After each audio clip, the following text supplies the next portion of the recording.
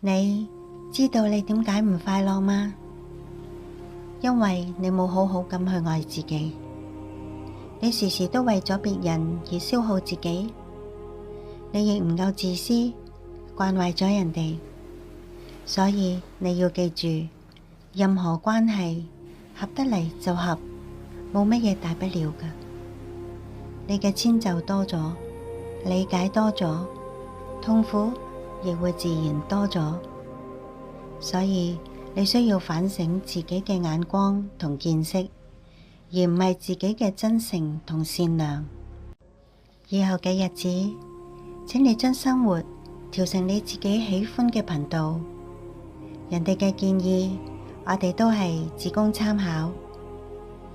唔開心就可以唔使參考，唔好再俾任何人去消耗你內心嘅晴朗啊！